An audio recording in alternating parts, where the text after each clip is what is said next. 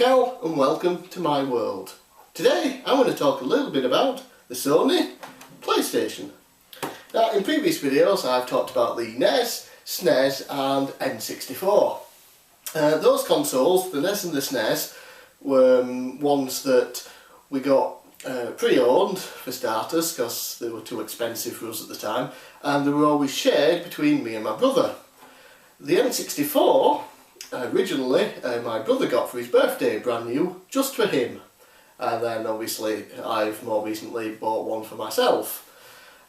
His birthday was in the November, and then in December, Christmas, I believe it was in 1997, I got my very own first ever own console just for me, brand new, and it was the Sony Playstation. And this console, one of my favourites of all time, up there with the SNES. Maybe even probably more, just because it was my first console all to myself, and that was all I played for a very long time.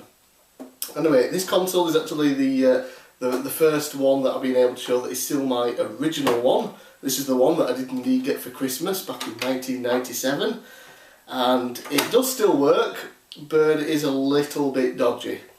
It's also chipped. Got it chipped back in there because pretty much everyone did. So I played copy games, and over the years, just because it's that old, you know, it has trouble running certain games, especially if there's any slight marks on the discs, it'll just die. So more recently I bought a PS1, which is, you know, essentially just the slim version of the PlayStation, something that we see Sony especially do all the time now. When they release a console, a few years later they'll release a slim version. This one is not chipped, so it doesn't play any of my chipped games, although I don't have any anymore, I don't think. But it of course does play PS1 games, although to be fair, nowadays I just use my PS2 to play the PS1 games. But at the time I bought this, I didn't have the PS2. Anyway, so the Sony PlayStation, the original one, big box, you know, it doesn't look fantastic, but I still like it, you know, it looks fine to me. I remember one of the things at the back here is the a parallel port. Let's see if I can get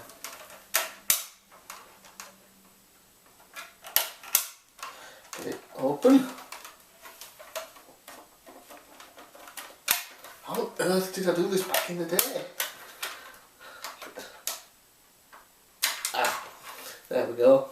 The parallel port. And originally my mum wouldn't let me get the console chipped. So I don't know if you remember, there was, like, you know, the action replay things. I'll just show you quickly now. One of the, you know, the cheat systems nowadays, you know, they come on discs. You put the disc in, and then you have to have a memory card usually to store the data on. But back then, what they did is they slotted into the back here.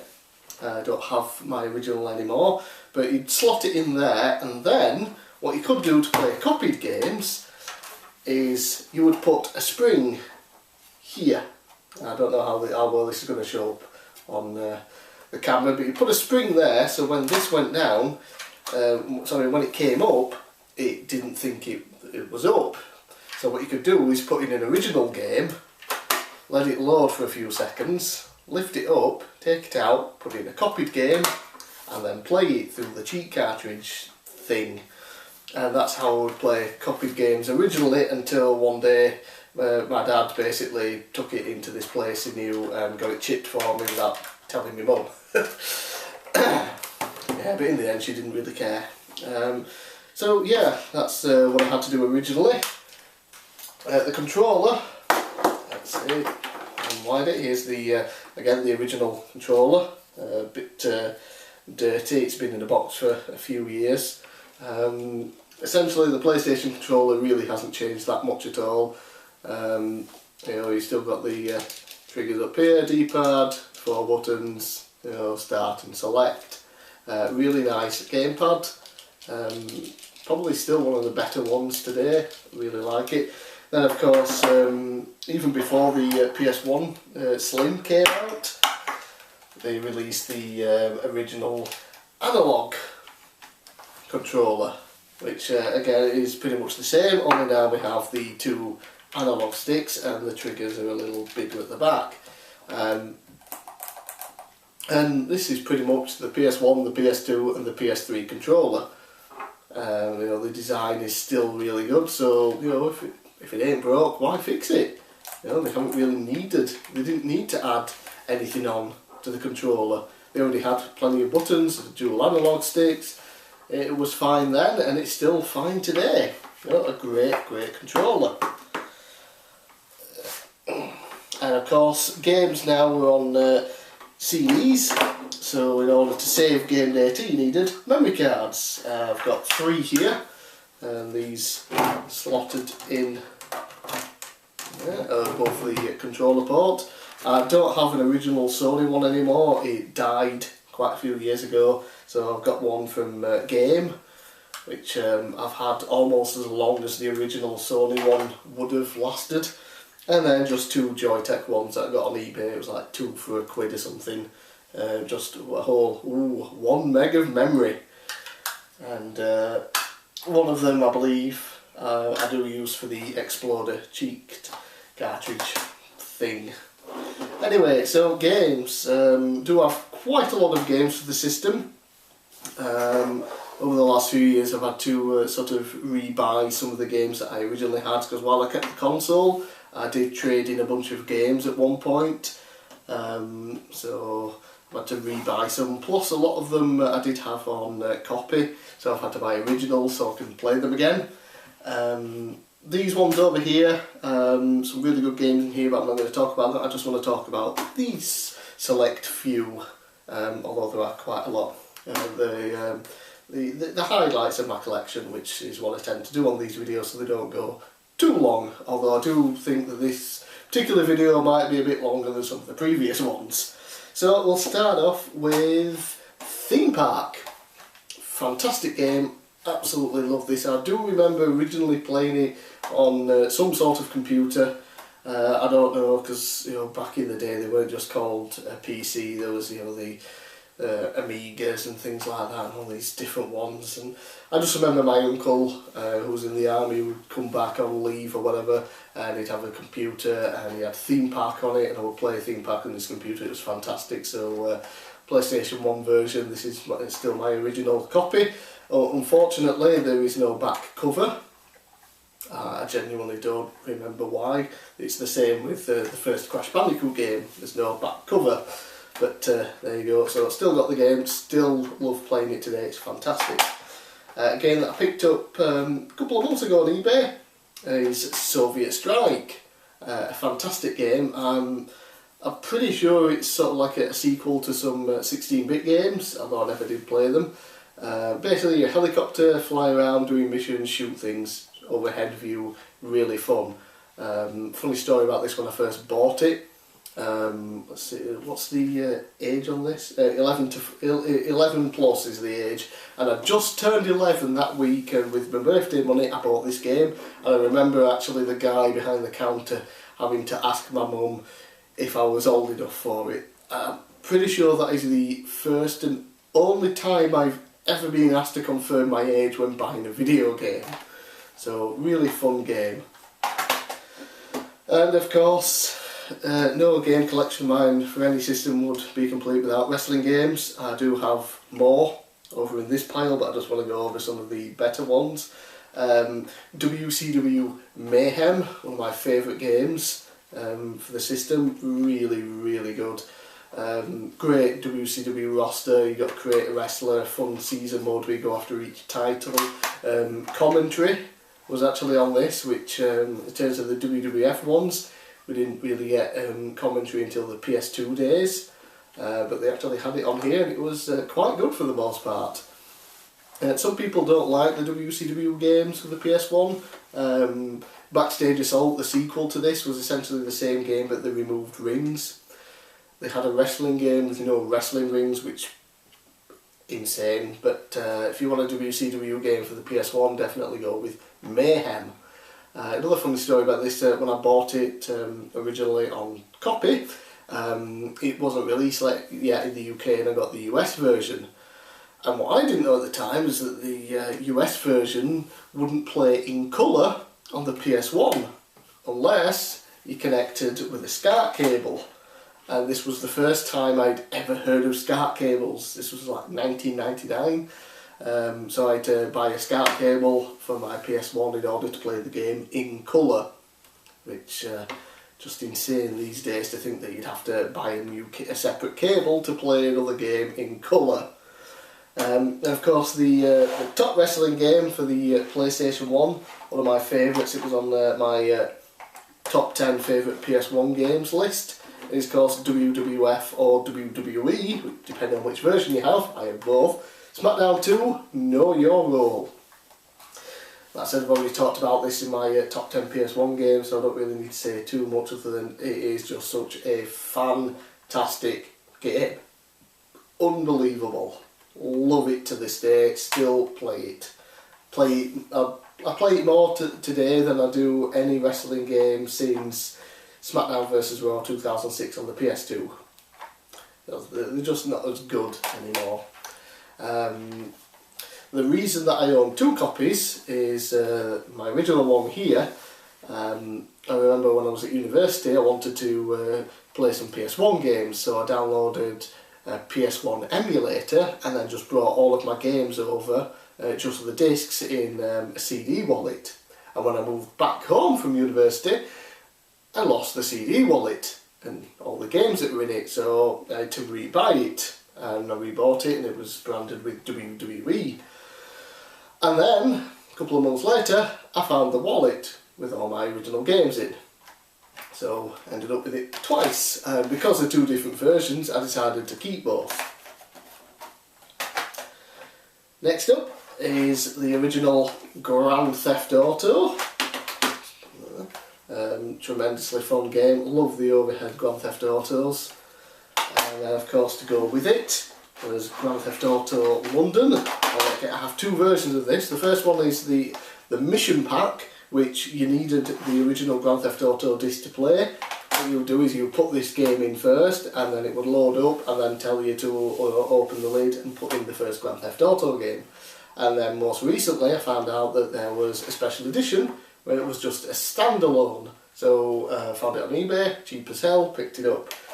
Again, love those Grand Theft Auto games. And then of course Grand Theft Auto 2. Again, this made it into my top 10 PS1 games list, favourites that is.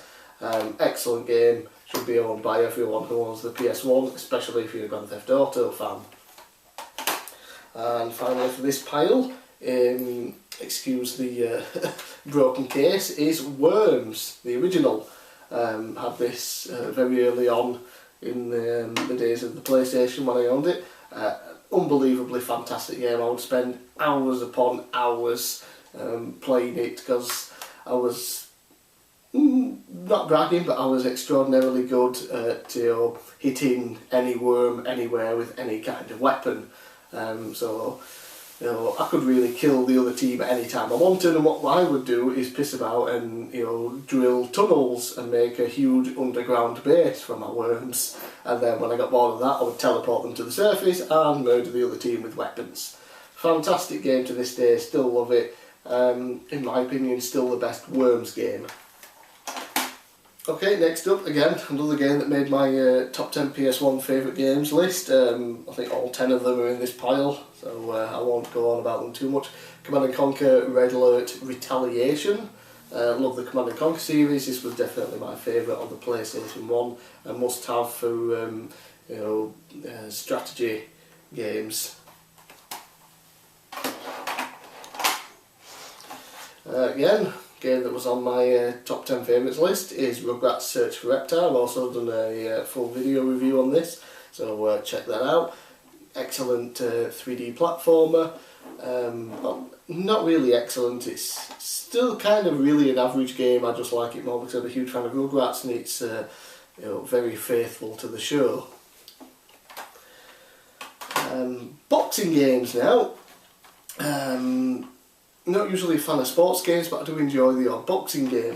One of them is a super fun one, Ready to Rumble Round 2. This one's more of a cartoony boxing game, which is probably why I liked it. You've got crazy characters and you can also build your own, and of course you have announcer Michael Buffer with his "Let's get ready to rumble," which really adds to the game. Whole lot of fun. And then a less cartoony one, a more realistic one, realistic for back in the day, is Knockout Kings 2001. I also own this on the PS2 now, but the PS1 game was my favourite back in the day. Love that game, still enjoy playing it today. Another game that made it into my PS1 top 10 favourite games list, 3D platformer, Toy Story 2. Unbelievably fantastic game, pretty much the definitive Mario game for the PlayStation 1. And another game that made my top 10 PS1 favourite games list. This is the first game I ever got with the console that came bundled with it, still on the original version, Twisted Metal World Tour. Just tremendous. The best game in my opinion that the PlayStation 1 has to offer. I love this so much. This was one of the games that I did originally think I'd lost when I moved back from university, so I bought it again. But then when I had 2 copies, I sold the newer one I bought and kept hold of my original. Next up, another game that made my top 10 PlayStation 1 favourite games list is Crash Bandicoot 2 Cortex Strikes Back. Unbelievably fantastic game, my favourite of the series. I really can't say enough good stuff about this game. Love it so much. And sticking with the Crash Bandicoot series, we have Crash Team Racing. Actually, I only just realised that the back and side cover for Crash Bandicoot 3 it was incredibly cheap because the front cover it seems to be too small for the actual case. I don't know why, but the game disc is in perfect condition and the manual is there, so not complaining too much. It's basically probably the best kart game that isn't a Mario Kart. It definitely rivals the better Mario Kart games. It plays very similar, you've got weapons and things like that. It's an excellent game and a must own for Crash Bandicoot fans and for kart racing fans.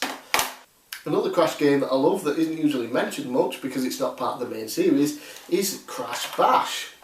Now I guess this could be called sort of a Mario Party rip-off with Crash Bandicoot. Bunch of party games up to 4 players. Really fun game and probably the best Crash Bandicoot game not made by Naughty Dog.